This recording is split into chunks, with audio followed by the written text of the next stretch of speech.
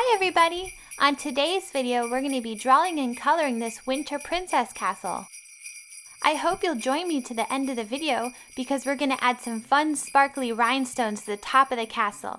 Alright, let's get started!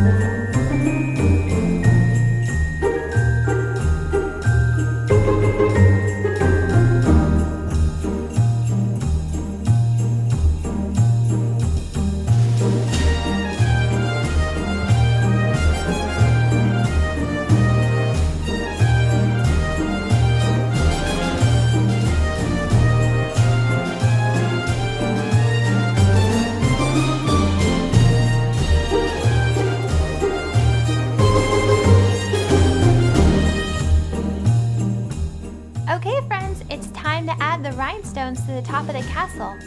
And if you're at home following along but you don't have rhinestones, you can use anything such as glitter to make it really fun and sparkly.